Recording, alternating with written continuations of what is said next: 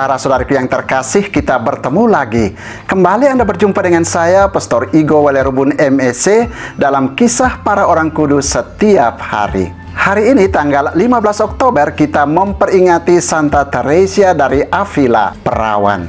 Terlahir dengan nama Teresa Sanchez Capeda da Vila y Ahumada di Avila, Spanyol Tengah pada tanggal 28 Maret tahun 1515. Beliau dikenal sebagai salah seorang mistisi besar gereja dan bersama Santa Katarina dari Siena digelar sebagai pujangga gereja. Ia terkenal sebagai pembaru corak hidup membiara di kalangan ordo suster-suster Karmelit. Ia memanfaatkan masa aktifnya sebagai seorang suster Karmelit dengan banyak menulis literatur mistik Katolik yang bernilai tinggi.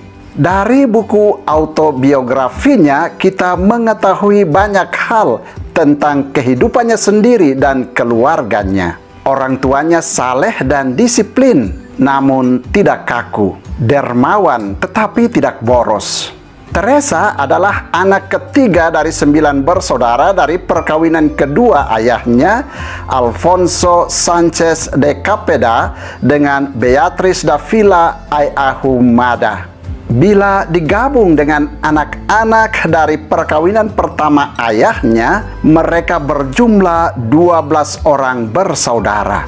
Di rumah, Teresa mendapat pendidikan yang baik sehingga membuat dia berkembang menjadi seorang putri yang riang dan sangat aktif. Pernah suatu hari ketika berumur 7 tahun, ia bersama kakaknya Rodrigo bertekad pergi ke Afrika agar mati sebagai martir karena mendengar berita penganiayaan orang-orang Kristen di sana oleh orang-orang Moor. Namun mereka dihadang oleh paman mereka dan dipaksa kembali ke rumah. Semakin besar, Teresa semakin cantik dan menarik. Penampilannya sangat menyerupai ibunya. Hanya saja ia sadar akan keelokan wajahnya dan akan jiwanya yang pesolek dan senang dikagumi. Ayahnya cemas sekali akan perkembangannya sehingga cepat-cepat menyekolahkan dia di sebuah sekolah putri yang dikelola oleh suster-suster Santo Agustinus. Di sana ia tinggal di asrama dengan disiplin yang keras. Cara hidup di dalam asrama itu membuat ia insaf akan perilakunya yang kurang pada tempatnya. Sayangnya, ia sakit-sakitan dan akhirnya terpaksa kembali ke rumah setelah 1,5 tahun belajar di sekolah itu. Pada tahun 1538, tatkala berusia 21 tahun, ia masuk biara Karmelit Inkarnasi di Avila dengan nama Teresa dari Yesus. Baginya, kehidupan membiara adalah jalan terbaik untuk menyelamatkan jiwanya sendiri dan jiwa orang lain. Namun meskipun ia berhati teguh, hidupnya tampak kurang bergairah. Ia akrab dengan saudara-saudaranya dan tetangga sekitar. Oleh karena itu, hatinya masih tertambat pada keluarganya dan tidak tega untuk berpisah terus. Sebab di rumah ia selalu senang dan tentram, serta akrab sekali dengan saudara-saudaranya dan tetangga dekat. Di biara, ia memang melaksanakan tugas-tugas yang dibebankan kepadanya. Namun, ia bersikap acuh tak acuh terhadap kehidupan rohaninya, bahkan memandang remeh dosa-dosanya. Batinnya semakin kacau ketika ayahnya meninggal dunia. Ia jatuh sakit keras dan selama 4 hari berada dalam keadaan koma seperti orang yang mendekati ajal. Kemudian selama 3 tahun ia lumpuh. Dalam penderitaan itu, ia banyak berdoa dan bersemedi sehingga hidup rohaninya berkembang pesat. Dia dikaruniai banyak rahmat sehingga sering mengalami ekstase. Pengalaman-pengalaman rohani itu membuat hatinya dipenuhi semangat cinta ilahi. Pada tahun 1560, ia pernah menyaksikan kesengsaraan orang-orang di dalam neraka. Sejak itu, ia mengalami suatu pertobatan batin yang radikal dan berdoa agar Yesus memperkenankan dia melayaninya dengan penuh kesetiaan. Dia pun berikrar untuk selalu berbuat yang lebih baik sesuai dengan kehendak Allah. Pada usia 50-an, Teresa mencita-citakan suatu biara kecil di mana beberapa orang suster menghayati dengan lebih sungguh aturan-aturan asli Karmelit.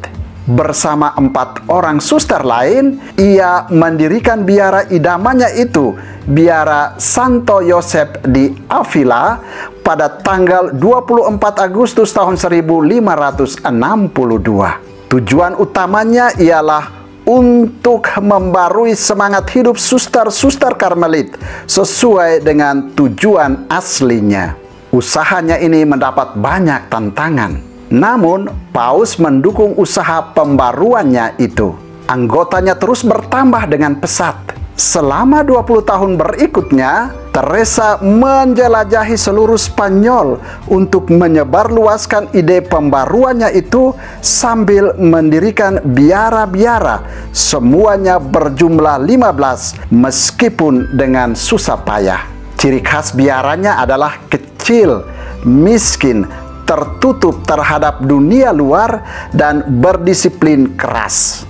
Semangat pembaruan yang dihidupkan Teresa menembus pula tembok Ordo Karmelain yang ada pada masa itu. Mereka pun mulai berbenah diri meneladani Teresa. Bersama Santo Yohanes dari Salib yang mempunyai semangat pembaruan yang sama dengannya, Teresa mendirikan pertapaan pertama bagi para rahib-rahib Karmelit di Duruelo untuk menjaga agar peraturan hidup para Karmelit dipegang teguh. Teresa menuliskannya dalam sebuah buku tebal. Selain itu, ia pun banyak menulis buku rohani yang berisi pengalaman-pengalaman rohaninya.